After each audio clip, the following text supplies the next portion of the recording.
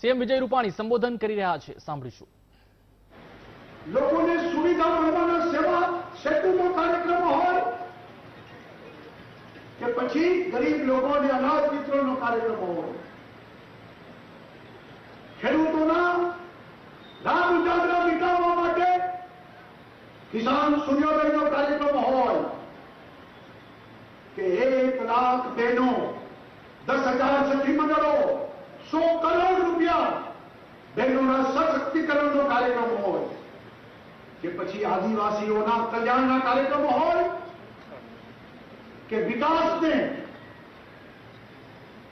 લગભગ 16,000 કરોડના વિકાસના કામો આ કોરોનાની મહામારીમાં જ્યારે વિશ્વ સ્તંભી ગયું હોય ત્યારે ગુજરાતમાં કાર્યક્રમ ચાલતા હોય, આવા અનેક કાર્યક્રમ, પ્રજા ઉપયોગી કાર્યક્રમ, પ્રજાના માટેના કાર્યક્રમો ગુજરાતને વધુ આગળ વધારવાના કાર્યક્રમો આ સેવા યજ્ઞ છે.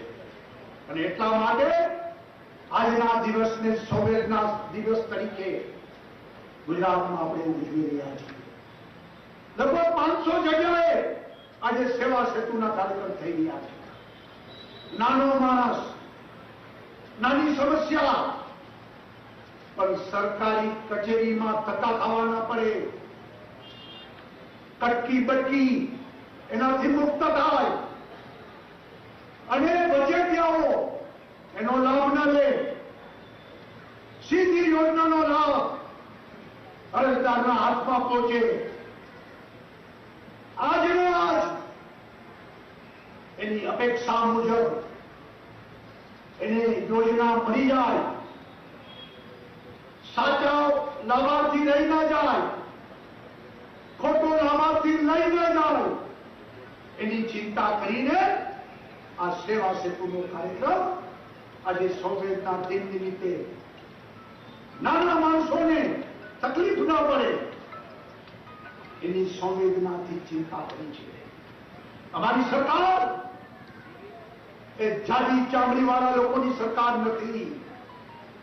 અમારી સરકાર રૂજુ લોકોની સરકાર છે, ગરીબોની સરકાર છે, પીડિતોની સરકાર છે. અમારી સરકાર મજદૂરોની સરકાર છે, ગામડાઓની સરકાર છે. અમારી સરકાર એ લોકોની અપેક્ષા, આકાંક્ષા, સપનાઓ, અમે જે આપેલા વાયદાઓ એ પૂરા કરવા વાળી આ સરકાર છે.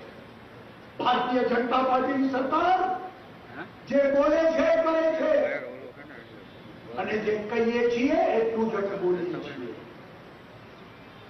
દેશભરમાં છેલ્લા 7 વર્ષથી નરેન્દ્રભાઈની સરકારે ગરીબોને કેન્દ્રમાં રાખીને, નાના માણસોને કેન્દ્રમાં રાખીને અનેકવિધ યોજનાઓ, લોક કલ્યાણની યોજનાઓ પ્રસ્તુત કરી છે.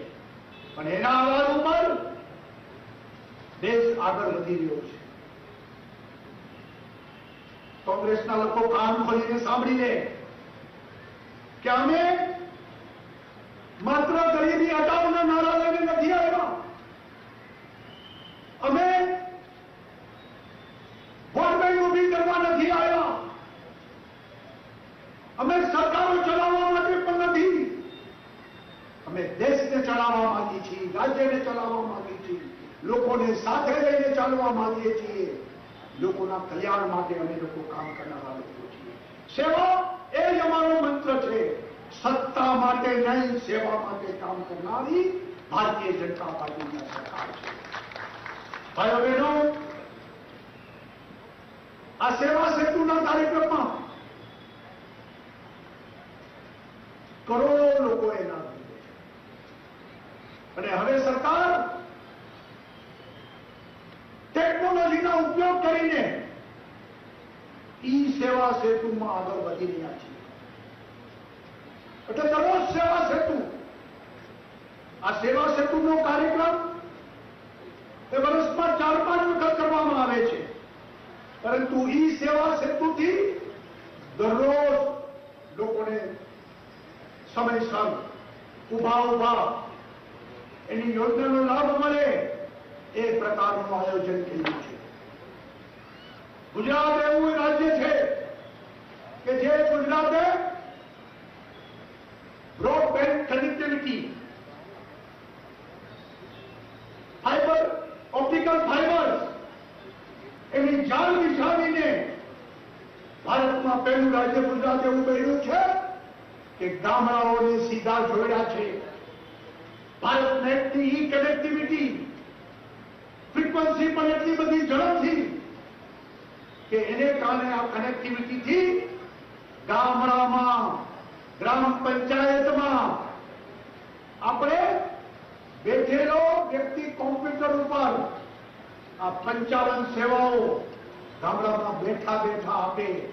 એને તાલુકા મથકમાં મામલતદાર કચેરીમાં જવાની જરૂર નહીં, એને કલેક્ટર ઓફિસના ધક્કા ખાવાની જરૂર નહીં, એને રાશનના કાર્ડ કઢાવવા પુરવઠાની ઓફિસમાં જવાની જરૂર નહીં, એને વિધવા પેન્શન જોતું હોય, દિવ્યાંગ પેન્શન જોતું હોય, આવકનો દાખલો જોતો હોય, જાતિનો દાખલો જોતો હોય, એને ધક્કા ખાવા ન પડે. સાહેબ નથી, સાહેબ મીટિંગમાં છે, કાલે આવજો, આ વાત ન થાય. કોમ્પ્યુટર ઉપર જ એની ઈ એપ્લિકેશન થાય, ઓનલાઈન એપ્લિકેશન થાય અને ઝડપથી એનો રિપ્લાય મળીને ત્યાં ને ત્યાં એને સર્ટિફિકેટ મળે. આ પ્રકારની આવનારા દિવસોમાં વ્યવસ્થા થઈ રહી છે. ગુજરાત પહેલું રાજ્ય હશે કે ગામડાનો માણસ એને ગામડામાં બેઠા બેઠા સુવિધા મળે, ગામડામાં બેઠા બેઠા કેબલિયાનું બુકિંગ થાય, ગામડામાં બેઠા બેઠા એર બુકિંગ થાય, રેલવેનું બુકિંગ થાય, આરટીઓનું લાયસન્સ એને પણ ત્યાંથી એની વ્યવસ્થા થાય. આ પ્રકારની આખી વ્યવસ્થાને અમે ટેકનોલોજીના ઉપયોગથી હવે ઈ સેવા સેતુના દિશામાં આગળ વધી રહ્યા છીએ. ભાઈઓ બહેનો, સરકાર પારદર્શકતાના આધાર ઉપર ભ્રષ્ટાચાર દૂર કરવા માટે કટિબદ્ધ છે અને એટલા માટે મેક્સિમમ ટેકનોલોજીનો ઉપયોગ થાય, ફેસલેસ વ્યવસ્થા બને અને એટલા માટે અલગ અલગ વિભાગમાં ઓનલાઈન સર્વિસીસ વધારીને આપણે આગળ વધવા માંગીએ છીએ. અને આપણે સૌ જાણીએ છીએ કે એમાં જે ભ્રષ્ટાચાર થતો હતો એને આપણે ઓનલાઈન કર્યું. નકશા પાસ કરાવવા માટે ધક્કા ખાવા પડતા હતા, એને આપણે ઓનલાઈન કર્યું. આવી અનેક યોજનાઓ, એ બધી યોજનાઓને ઓનલાઈન કરીને આપણે આગળ વધી રહ્યા છીએ. અરે રેતી કે ખનીજ માટે આપણે ઈ ટેન્ડરિંગ કર્યા. તમામ ટેન્ડરોની ખરીદી જેડ ઉપર ખરીદી થાય, જેથી કરીને કોણ વેચે છે, કોણ લે છે,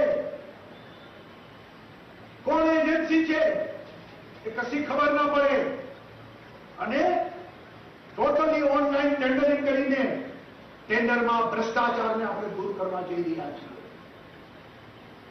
એન્ટી કરપ્શનને મજબૂત કર્યું છે. 800 થી વધુ રેલો પાડ્યું છે. બલબલા ચમરબંધીને છોડતા નથી અને લોકોની જે અપેક્ષા છે કે ભ્રષ્ટાચાર મુક્ત વ્યવસ્થા બને એ દિશામાં રાજ્ય સરકાર આગળ વધી રહી છે. આજે 2 યોજનાઓ લોન્ચ કરવામાં આવી છે. બંને યોજના સંવેદના સબળ છે. રાજ્ય સરકારની જવાબદારી છે કલ્યાણકારી રાજ્ય, રામ રાજ્યની જે કલ્પના કે જેમાં સામાજિક સુરક્ષા અને જે લોકોને આવશ્યકતા છે એની ચિંતા એ રાજકર્તાઓની જવાબદારી બને, રાજ્ય વ્યવસ્થાનો ભાગ બને અને એટલા માટે સામાજિક ઉત્તરદાયિત્વની ભાવનાથી આ સામાજિક યોજનાઓને આપણે લોન્ચ કરી રહ્યા છીએ. અને આજે કોરોનામાં અનેક લોકો એ પોતાના જાન ગુમાવ્યા છે. અનેક બાળકો નોંધાના નિરાધાર થયા છે. અગાઉ